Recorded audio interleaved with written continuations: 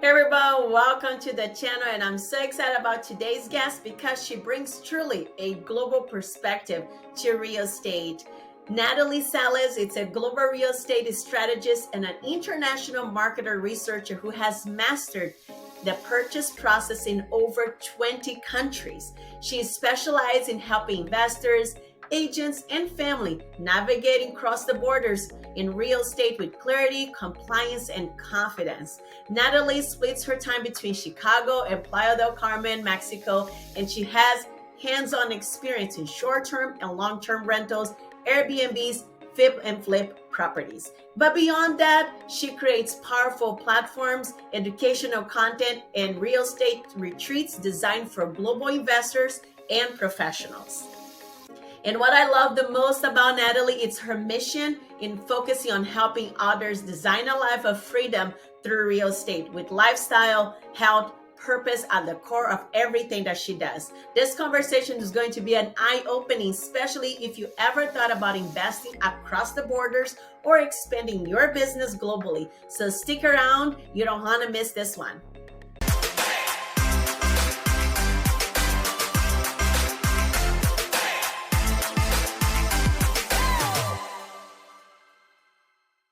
All right, everybody. Thank you so much again for showing up here today. And as I shared on the intro, I am just so thrilled to show a specific nugget that we have, in real estate and just getting to learn more about Nathaly today. Nathaly, thank you so much for joining me. I'm so excited to have you here.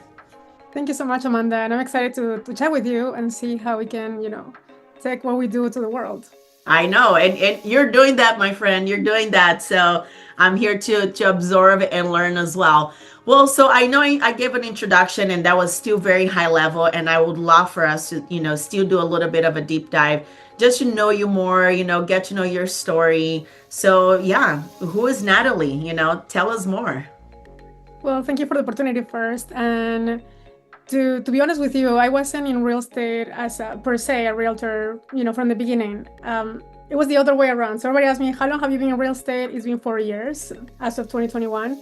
And to me, it was more about the opportunity that I saw in EXP. And that's when I converted to be a realtor. Because when I saw the in and outs, the systems, because my background is in technology. It's always been since I finished school. So I worked for corporates for many, many years in the tech space, web automation, and in the pharma industry, which I later realized I don't want to be there anymore. But that's another story I'll share a bit with you later.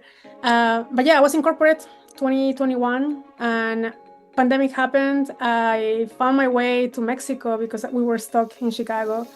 And when I was there, and when I was working remotely, I had a job remotely. I was like, why would I go back to Chicago? Because I'm based in Chicago for the last 20 years. And I started thinking about my choices. I was like, well, if I don't have to be in Chicago, that means that I don't have to be in the cold in winter. At least that's the one thing I want to do. And the other one was like, I already work remotely. Why will stop me from being anywhere I want to be? But I didn't think about real estate at that point until my sister and I decided to move and actually have a home in Mexico. And this was Riviera Maya by Playa del Carmen. And when we start our research process on like, hey, let's buy something here, since we can work from here, why not? And when we start researching and looking for a realtor locally, somebody refers to somebody, and I felt like we were not talking the same language at the beginning on the requirements.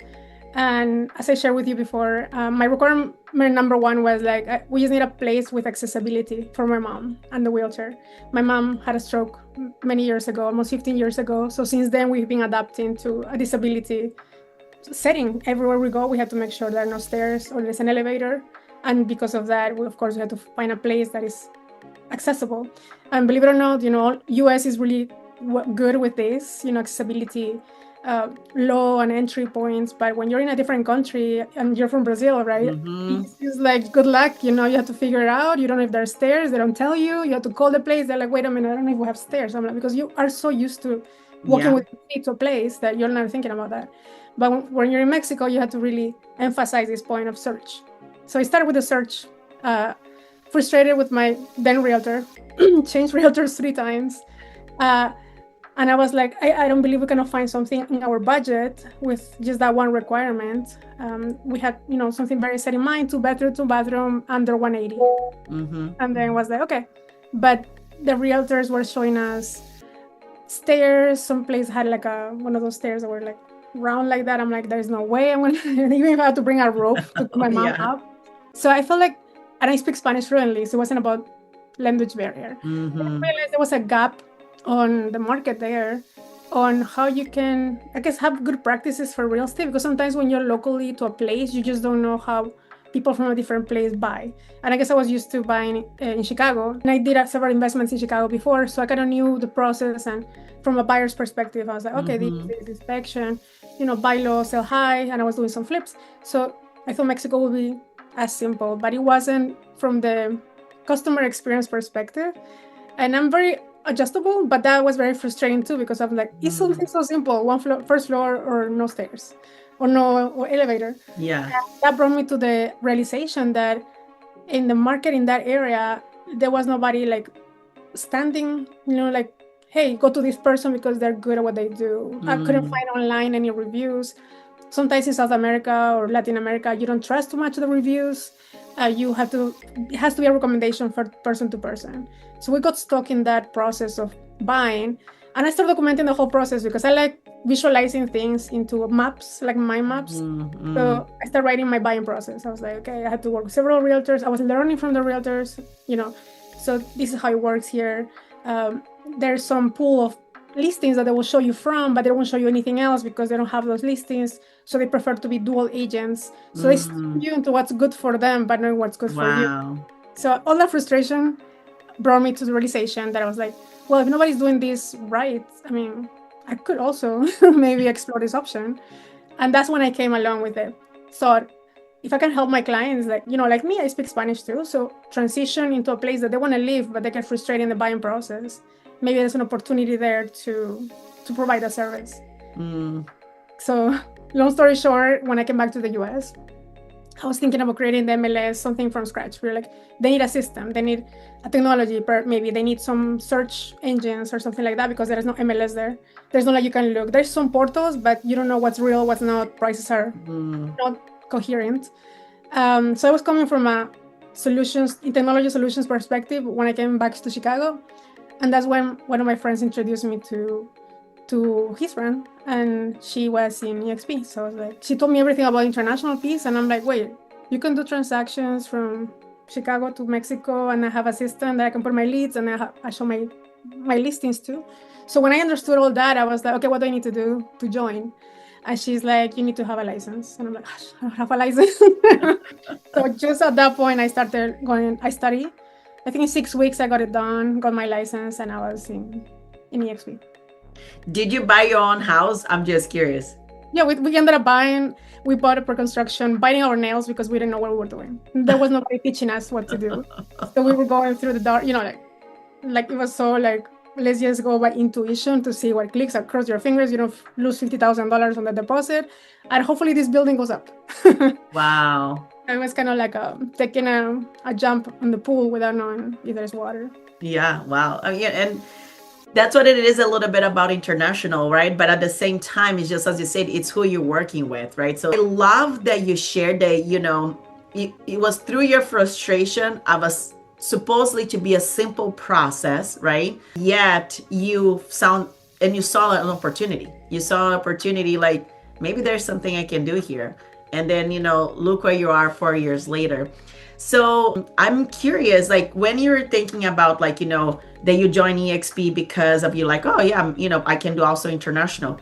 Where at first you only thinking about like the US and Mexico? Was that like your original like thought process about like, expanding, your real estate? That was the initial thought and what I needed at the moment, 2021. And at this point, if you go back in time, a lot of people were living in big cities and thinking about where can you go if you work remotely.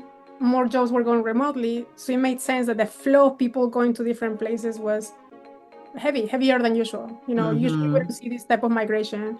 At least I didn't see it. I only went to Mexico for vacation, and I never thought of living there because the idea is you make money in dollars, you spend it in pesos. right? It was a good life. So only those two countries for at the beginning. And then when I went into the systems, understood what EXP had to offer and all the avenues I could take, I was like a child in a candy store. I was like, oh my God, there's more countries, there's more people, there's systems. And I was like, well, if I can just hit the ground running in each country that I see, I can definitely do this. Like if it's a similar process, because outside of US and Canada, every country struggles with the same technology, MLS, fraud, no help, no education, because nobody teaches you the risks. They want to just you to buy, but they don't tell you what can go wrong. So I was like, okay. And then at that point, I started studying. I went hardcore. I had no sales. I think I had my sales 6 months. I had 2-3 sales to meet the mentorship requirements. And after that, I was full in studying, like, how do you onboard agents in different countries? How do you operate in that country? What is the buying process like? So I went really in depth. So I think we have data on 18 to 20 countries now on the how-to. Wow. That I personally done interviews myself, ask attorneys, immigration, attorneys as well, the notaries. So I kind of learn by asking. So in that process of curiosity, I learned so much from different countries, and just to realize that it all is the same. It's just that nuances by country that varies, and that put me in a excitement position that I was like, oh my God, this is not that hard. First of all, I already have the tools, and I can, literally start. I don't have to establish a business there, and I don't know if you have any understanding of what it's like to have a business in a different country. Mexico has a lot of bureaucracy. So at the beginning, before EXP, I set up a business there, thinking that I can do an LLC and operate like I operate my LLC in Chicago, just to realize that I have to do my taxes every month. And I'm like, I can barely do it once a year. What do you mean every month? And I was like, stuck with this company that I was like, now I had to, make sure it's compliant. And then when I realized I had EXP, I'm like, why do I have this company? Is it costing me money to not make any money?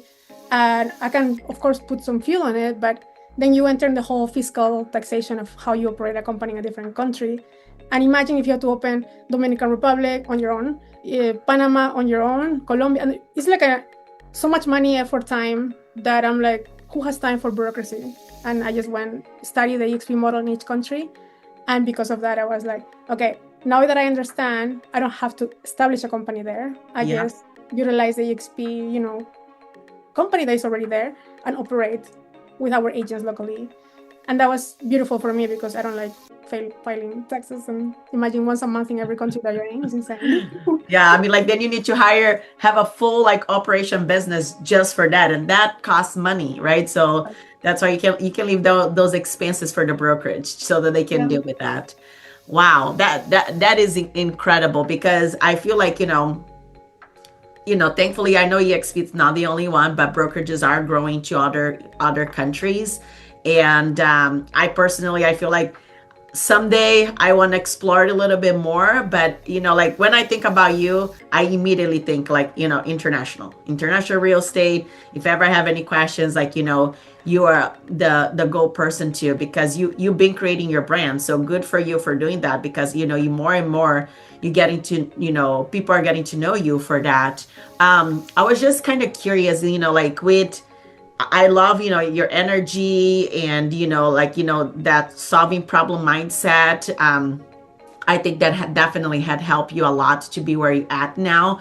But, and I know in some ways, maybe it has been super easy. I don't know, but, I would love to just know how your mindset has been, even from going from oh, I want to learn about this one country here that I have an interest, to all the other countries, position yourself out there, asking questions, meeting leaders, and just not feeling like I'm just Nathaly, but embracing your brand and who you are. So how is the mindset behind all of this? Well, you have to be super resilient, that not everything is going to go your way. You guys in the US close transactions daily, weekly. In international, the spam is like commercial, maybe a year, maybe 2 years. So then you have to have a big pipeline, and you might be many months without selling. So you have to have that endurance, that you have to trust the process, because if you quit out the first month, you're not gonna do anything. Might as well don't even start. But the resilience of going through it, it's been 4 years, and then it was like year after year, like you want to quit. It's like, I don't know, what am I doing? Am I crazy? Like, I know that I can be making more money the way I know how to do it, but I believe on this concept. Like, and then you have to go back and forth between what you should do, that you know how to make money, and then what you want to do as a mission.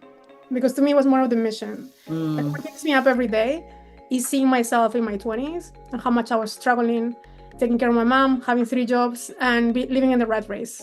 And I had no breaks, 7 days a week, nonstop. And I had the energy back then. I was like, yeah, I worked 3 jobs. And I was working in corporate, and I had my side gig and sometimes consulting. And I was like, I'm burning myself out to the ground to, make $100 to spend 99.9. And just because I had my expenses heavy here with my mom's care, with my own expenses for my mortgages, maybe my investments, which were growing, but then I had no time off.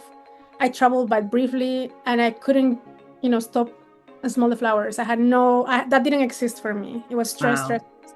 But then I transitioned to, if I can handle all that stress, then I can do so much in the other side if I focus. So the mindset had to be a lot of the, how do they call it? When the immediate reward, you have to it just doesn't come immediately. Delayed gratification is your everyday. Literally, you have to understand why you do it, because it's not easy. Not everybody goes this route because it's not easy, and it takes a lot of brain power and consistency. Literally, I can look back and I don't know how 4 years went by, but in that process of keeping yourself, I think, in a beginner's mindset, as you go to new countries, you're like, I don't know anything, but I had the framework of what a transaction looks like. So you just fill in the blanks. And when you go to other places, you just know more than you think you know, because you already have the base. So what you have to build on top of it is much less. So you have to just understand the framework and then build on top of that. And then you got it. A lot of studying, a lot of questions, a lot of research. Before ChatGPT, literally we were doing CMAs by hand. Like 2 years were painful. One time I spent 8 days doing a CMA for beach homes, because I don't know if you've seen how maybe operations in Brazil work, but in Mexico, when you have a seller, a developer, and you have several ones that you work with, each of them gives you a Google Drive, and they're like, good luck. And you have to go into the Google Drive, find the brochure, find the pictures, a price sheet, and everything is in different folders. So you have to put the file together to understand the development. And of course, they can walk you through it, but you have to put it on your website manually, one by one, dissect it in pieces. So all this process is it's insane. Like, why you have to ask me, what do you do this? You mean you like paint, right? I'm like, it's like international real estate. So the data entry of that, to put it into a visual way in a website, wasn't that mainstream as I can just copy and paste or upload a table to just distribute listings, right away in a CRM. It was like at the beginning was like finding the lights, because it's like, I just don't know which way to go. But as we were going through it, we're like, okay, and now I know why. I need to just cater to that person that I was before, when I was literally struggling, that I didn't know I was struggling, because I was just in my everyday.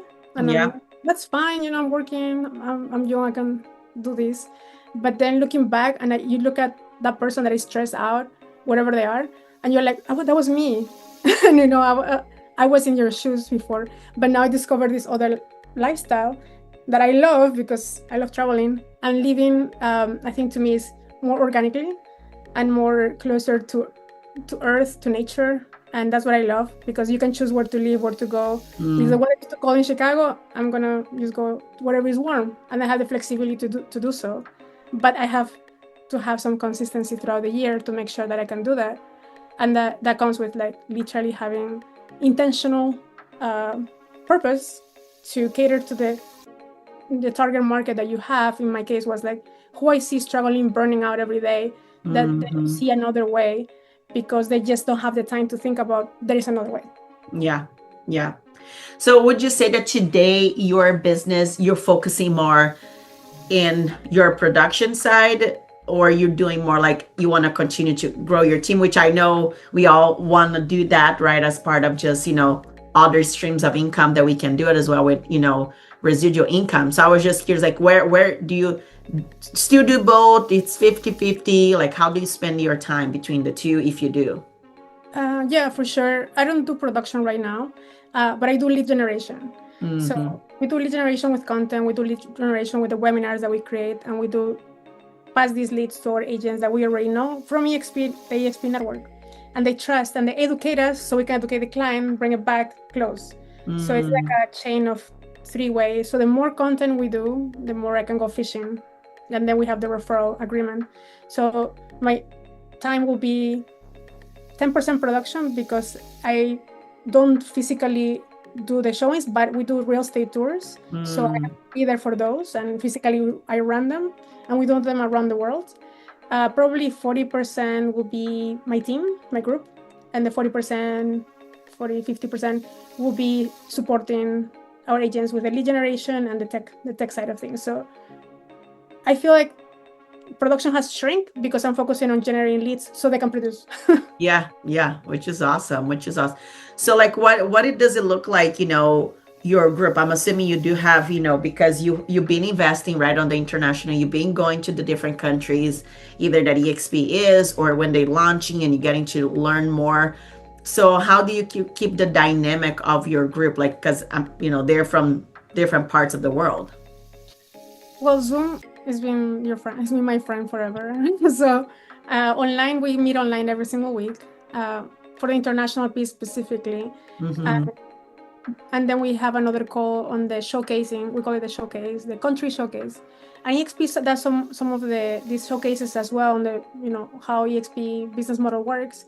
But we do it. How can you buy in that country, or how can you sell in that country? So from the buyer's perspective or seller's perspective.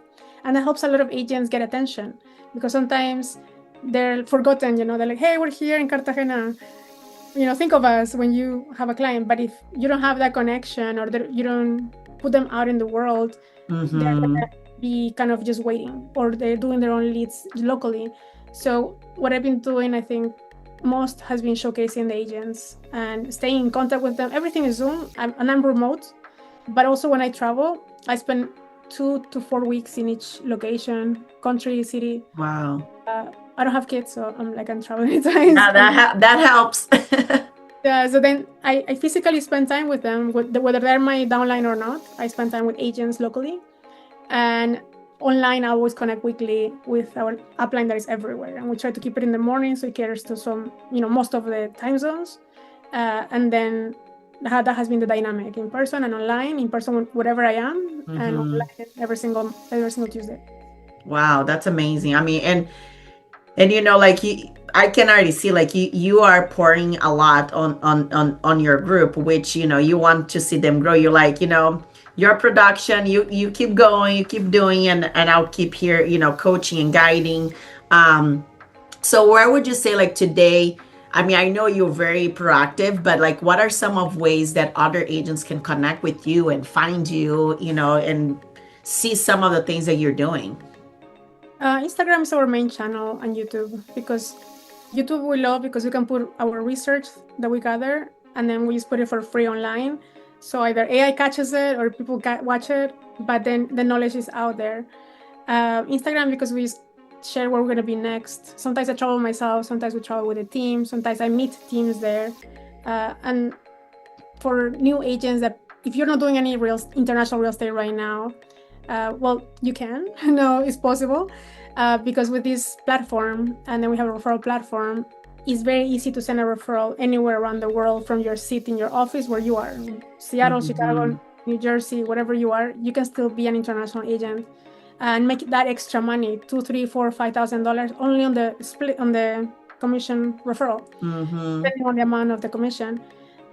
So some people think international is too hard, or it's too big, or I don't want to travel because I have small kids, I have my spouse, school, this and that, and they limit themselves like, oh, I cannot do it because at least you can travel. And I'm like, well, you can do it too. You just have to send the referral and then make money that way. It's all about connection, right? Yeah, and you don't have to physically be there. You don't have to physically see me, but I'm always available. Like my calendar is like very open to to our agents or to anybody who's curious, because there are we work with other agencies too. Sometimes they don't have to convert to our company, but we work with them because they have inventory we don't have, especially in Mexico. So it's not like we want to close the doors, like I'm only want to work with my club, It's more like we have to collaborate. And maybe one day, if they're ready, they'll join us because they'll see the value we provide. But we don't force anybody. But we do work with other agencies too. When we don't have the listings, we don't have exclusives, we still have to work with them for the split of the selling and the buying. But just trust the process on the negotiation. At least it's recorded in our system, so agents get paid. Because I have several stories when I sent, before EXP in Mexico, when I sent referrals to my prior agent, she literally disappeared and didn't pay me the commission. Wow, no way. That happens in every place. So you have, because if you think about it, in other countries they don't require a license, so anybody can be a real estate agent. You cannot call them realtors, but real estate agents. So if you send a referral to somebody who's not in a system, or you can take them accountable for that referral, I mean, it's $5,000 they can keep or give you half. What do you think is going to happen? Wow. I literally rather lose a friend or a contact, because sometimes it's short-term thinking, and there goes your referral, and then there goes your effort of your, that you connected to people. But then it breaks, because if there is no a receiver in the other end that honor that contract, then good luck with that referral. Because many times happens that, and I know a couple influencers in the real estate space, but they only send leads, but then they're like, well, I didn't hear back from the realtor. I'm like, did they close? I'm like, I don't know. Yeah. And there's people who are outside of the system, of any system. It doesn't have to be ours. But if you don't have a way to take that person accountable, unfortunately, it's human behavior. I mean, you can trust until you cannot trust. Yeah. It happens every day. So it happened to me. I lost $2,500. I was like, okay, next time I know better. And then I had to put it in writing. And then it's in a system, like I call it within network, the PPO network for your healthcare. If it's in network, you can work because it's covered. But if it's out of the network, you don't know who you're dealing with. So that's the protection I feel that we have here, that other agents can trust. Yeah, and it's important, right? I mean, like nobody wants to work for free, right? Even if you are, providing a lead, one, you want to make sure that person, it's, that client, it's well taken care by whoever the agent in that country, in that region, or anything like that.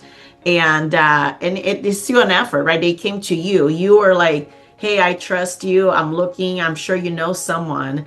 And I feel like whenever I need to do referrals, I am almost like as hard on that agent because I want to make sure the treatment is going to be similar, or somewhat in how I do work, right? Because like in the end of the day, I feel like it's still my name is on the line of like just the perception of that person that I am referring them to. But yes, sign your document, like to make sure everything's in writing. We'll leave good faith for other things, but not for business. Let's make sure people are signing their contracts and, so that we can hold them accountable. One thing that you mentioned, and I just want to, and I'm not fully aware of it, so that's why I'm asking as well. I know that obviously here in the US, you need to get your license, and you say some countries, they have different regulations. And some of them, you don't need to be fully licensed. It's just different process. But how, like you today, especially in this case, you are with EXP and you are, opening or being participating in these other countries. Like, do you have to pay anything extra to other countries, like just fees and things like that? Because I feel like everybody's also concerned, like, oh, if I expand, I'm gonna have more expenses, like would I even consider? I was just curious, like, is it adding more expenses to you as you doing that with other countries? No, really. Like when I joined EXP, I joined through Illinois, Chicago, and then I was able to operate in Mexico with the referrals. Dominican Republic and leads to Panama. So I only have to be registered in one location, and that's where I get my direct deposit.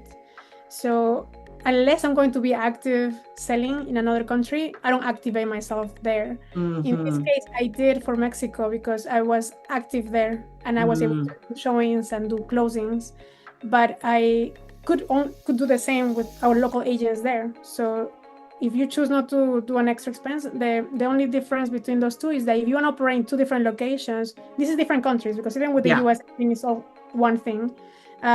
I just have my membership from EXP US and my membership from EXP Mexico, which is $70 here, $85 here. Which is like almost nothing. Yeah, it's nothing. Literally. The platform that we use for a mini MLS in Mexico costs $50 a month. So for 20 more, you have like 3 times of that on the data side of things, plus everything else that comes with EXP benefits. So no, you don't have to spend anything more. Wow. Just register and make sure your bank account is hooked so you can get the direct deposit. Yeah, and some people that might be thinking about international, like it's it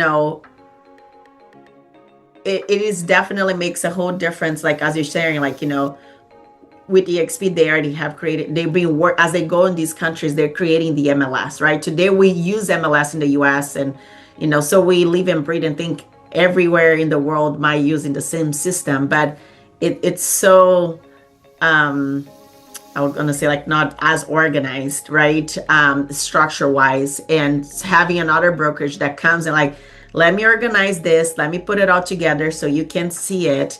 It's definitely making the life of agents a lot better. So even, or maybe you that are watching, you are in another part of the country, maybe you are considering getting your license, and make sure on the descriptions and everything, I'm going to have all Nathaly's information, but we're here to support. And I love what she shared as well, if you caught that when they're building these groups and these teams in these meetings in parts of other countries, they're opening that up to you, local agent in that country, because they want to know what are all the the inventory as well, so that they can have more availabilities and options also for their clients, because it's a partnership, right? So there's absolutely no pressure or anything like that to just get more information, learn a little bit more, and just be curious. Maybe you're just curious about like how this whole process works, and and Nathaly is definitely the person to ask about everything and anything international. As we're wrapping up, Nathaly, I would love for you, is there anything like you want to share about, even maybe someone that is considering international and is blocking them, or anything about your journey that you feel like you want to be impactful to kind of live it as a last few words here today? Yeah, for sure. And thank you for the opportunity to chatting today, because I love talking about international, as you can see. We recently launched a school community, and that is open not only for EXP agents, but it's open to any agent that is curious to showcase or learn from other countries. So now it's an open community, because we saw the need that sometimes you don't know what you don't know until you know a little bit, and you're like, oh, I don't have that. So we opened that up to make sure that everybody's welcome. It's a free community, and there you can be part of our weekly calls on Thursdays, and we do a country showcase, 2 countries per month. So you can learn about Dubai, you can learn about India. We're gonna have Ecuador showcasing. We probably should have Brazil. So every week you'll see either a different country or 2 countries per month, so you can learn. It's also going to be posted on YouTube, so we put everything out there. It's free, so either learning or participating you can do through the group, and in that way you can get to know us, you can get to know you, and then be part of something that we even travel together. So we do different tours. We have one coming up in December for Riviera Maya. Anybody's welcome to join. They just have to pay a small amount for the transportation, and any agent or investor can come, and that's the best way of creating community, because you can get to know each other. Some people buy, oh, you're gonna buy, okay, maybe I buy the house next door. So then there's a great way to make friends, and thinking about international real estate from a different perspective than just I don't know, I'm going to be by myself, like how can I live there, I live over here. So this creates that a community sense, and that we do that through school right now. So I'll invite you, send you a link, you can share with your community as well, and anybody can join. Yeah, no, that is amazing. I mean, like, you're just opening up all the opportunities, and then obviously whoever is, if you're in the industry already, we need to take this step, right? We need to be proactive in here, especially learning and exploring, possibilities, because I feel like real estate is limitless. What are you going to do with it is going to totally be up to you. No, yeah, definitely send me those links, because I want to make sure everybody have access to that if they're curious, and wants to just kind of be a little, just fly on the wall and see what you guys are all about and learn. But yeah, thank you again for your time today. I definitely feel like I should start adding the word international a little bit more on my page, because I might not be focusing there, but again, you and there's so many others that are opening and pioneering the international world, that we can connect and do great things. Nathaly, have a wonderful time wherever you're at today. I hope there's some sunshine with you, because I know you go after it. Yeah. And I appreciate your time. We will love to have you back at some point. But for today, thanks for all the knowledge you share. And I can't wait to see you at EXPCon. Yeah, likewise. Thank you, Amanda. I'll see you. Bye. Bye.